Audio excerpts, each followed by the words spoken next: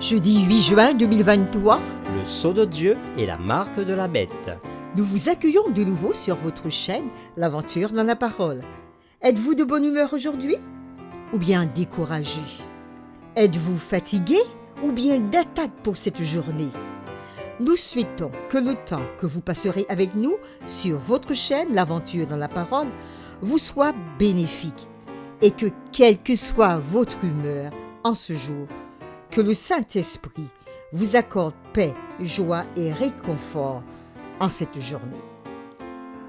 Nous savons que les séquences que nous présentons nous font du bien et nous pensons qu'il en est de même pour vous. Alors n'hésitez pas à partager avec vos amis, tous vos contacts. N'oubliez pas de cliquer sur le pouce et surtout de vous abonner si ce n'est pas encore fait. Le verset à mémoriser que nous vous invitons à dire avec nous se trouve dans Apocalypse, chapitre 7, les versets 2 et 3.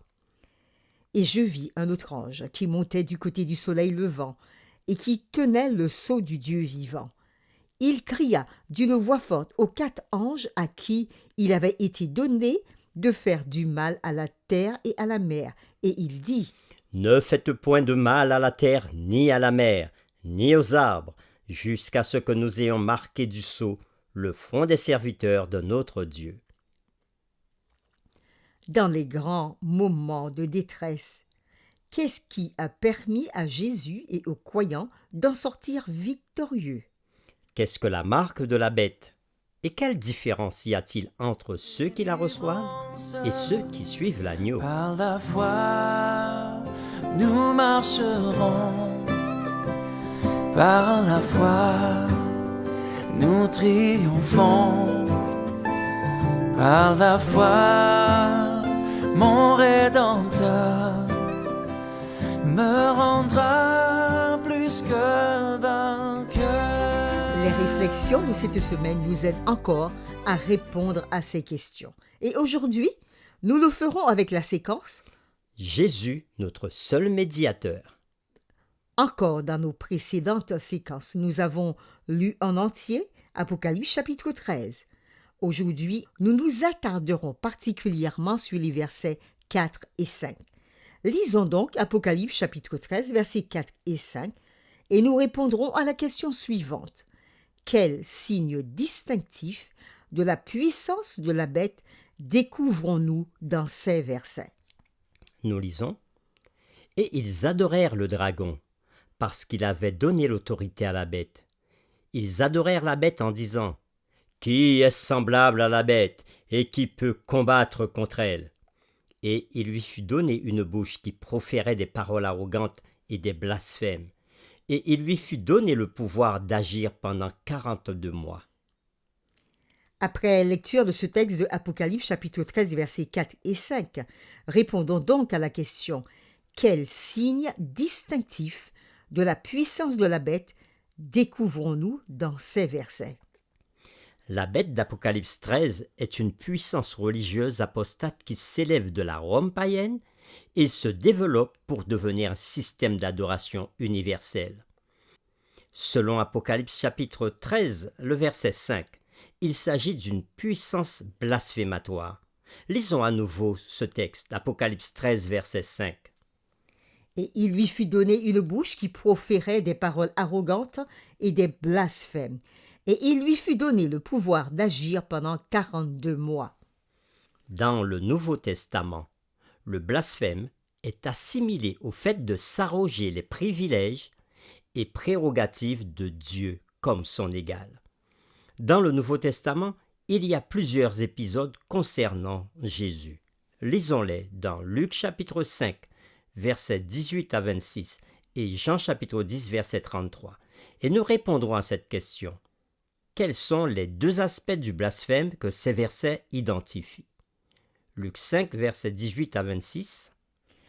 Et voici des gens, portant sur un lit un homme qui était paralysé, cherchaient à le faire entrer et à le placer sous ses regards. Comme ils ne savaient pas où l'introduire à cause de la foule, ils montèrent sur le toit et ils le descendirent par une ouverture avec son lit au milieu de l'assemblée devant Jésus. Voyant leur foi, Jésus dit : Homme, tes péchés te sont pardonnés. les scribes et les pharisiens se mirent à raisonner et à dire « Qui est celui qui profère des blasphèmes? Qui peut pardonner les péchés si ce n'est Dieu seul ?» Jésus, connaissant leurs pensées, prit la parole et leur dit « Quelle pensée avez-vous dans vos cœurs? Lequel est plus aisé de dire « Tes péchés te sont pardonnés » ou de dire « Lève-toi et marche ». Or, afin que vous sachiez que le Fils de l'homme a sur la terre le pouvoir de pardonner les péchés, je te l'ordonne, dit-il au paralytique. lève-toi, prends ton lit et va dans ta maison. Et, à l'instant, il se leva en leur présence, prit le lit sur lequel il était couché et s'en alla dans sa maison, glorifiant Dieu. Tous étaient dans l'étonnement et glorifiaient Dieu. Remplis de crainte, ils disaient « Nous avons vu aujourd'hui des choses étranges. » Lisons maintenant Jean chapitre 10, le verset 33. Les Juifs lui répondirent « Ce n'est point pour une bonne œuvre que nous te lapidons, mais pour un blasphème, et parce que toi, qui es un homme, tu te fais Dieu. » Après lecture de ces deux textes que nous venons de faire, Luc chapitre 5, verset 18 à 26, et Jean chapitre 10, verset 33, répondons à cette question. Quels sont les deux aspects du blasphème que ces versets identifient? Le premier aspect, c'est que Jésus a le pouvoir de pardonner les péchés. Et le deuxième aspect, c'est que Jésus dit qu'il est le Fils de Dieu, donc qu'il est Dieu. Alors que les Juifs lui répondent que tu blasphèmes parce que tu t'arroges le pouvoir de pardonner les péchés et de te faire Dieu. Jésus a été, oui, accusé de blasphème par les chefs religieux. Dans le cas de Jésus, les accusations étaient injustes parce qu'il possède tous les pouvoirs et prérogatives de Dieu, y compris le droit de pardonner nos péchés, et ce, parce que Jésus est Dieu. Oui, Jésus est Dieu, et il l'a exprimé avec tant de force aux apôtres et à Philippe qui lui disait « Montre-nous le Père ». Et Jésus de répondre dans Jean chapitre 14, verset 9, « Il y a si longtemps que je suis avec vous, et tu ne m'as pas connu, Philippe? Celui qui m'a vu a vu le Père. Comment dis-tu, montre-nous le Père ?» Lisons maintenant 1 Timothée 2, le verset 5. Qu'enseigne ce verset? « Car il y a un seul Dieu, et aussi un seul médiateur entre Dieu et les hommes, Jésus-Christ, homme. » Ce verset de 1 Timothée chapitre 2 verset 5 enseigne qu'il y a un seul médiateur entre Dieu et les hommes, l'homme Jésus-Christ. En revanche, l'Église romaine enseigne que les prêtres est le médiateur entre Dieu et l'humanité pécheresse. Or, le prêtre est lui-même un être humain, pécheur, et par conséquent, il ne peut être notre médiateur, car lui-même a besoin de médiateur. Le blasphème est également défini comme la prétention de tout homme à être Dieu ou à se tenir à la place de Dieu. Voici deux déclarations tirées des sources faisant autorité de l'Église romaine. La première déclaration est tirée de l'auteur Lucius Ferraris dans Papa, article 2 de sa Pronta Bibliotheca 1763, volume 6, pages 25 à 29. Cet article dit « Le pape est d'une si grande dignité et si élevé qu'il n'est pas un simple homme.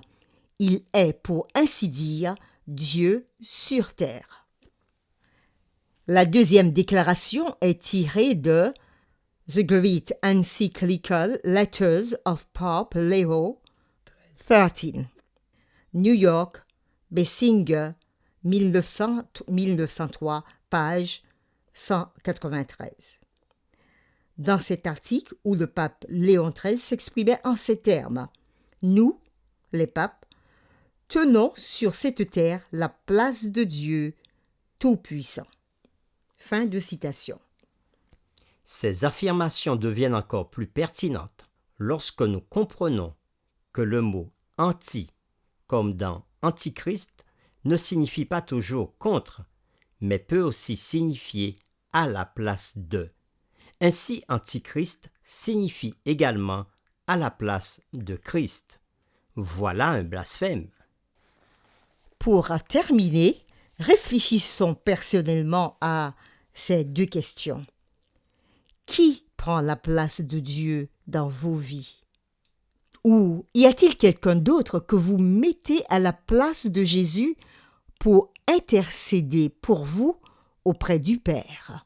Nous vous invitons à prier avec nous. Seigneur, nous te bénissons et nous te rendons grâce et gloire parce que tu es Dieu. Tu es le Père qui aime ses enfants. Tu es le Père qui prend soin de ses enfants. Et tu nous rappelles dans ta parole que tu es Dieu. Aujourd'hui, à travers cette séquence, nous avons vu qu'il y a des blasphèmes et la Bible parle de blasphème.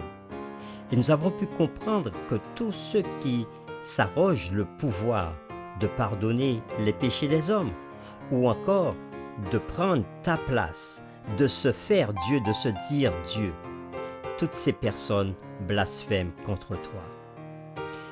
Seigneur, tu nous invites aussi à comprendre que Jésus est le seul médiateur auprès de toi, afin d'intercéder pour nous, êtres humains, auprès de toi. Et aucun homme ne peut prendre cette place. C'est pour cela que nous voulons te prier, afin que tu nous aides à bien comprendre cet aspect à travers la séquence d'aujourd'hui et ne pas faire fausse route, de ne pas chercher un autre médiateur, de ne pas chercher une autre personne, de ne pas chercher un saint quelconque ou un être humain vivant avec nous sur cette terre, mais à faire confiance à Jésus et à rechercher chaque jour Jésus dans notre vie afin de plaider pour nous auprès de toi. Merci de nous avoir donné cet avocat, ce médiateur qui est Jésus. Nous t'avons prié au nom de Jésus.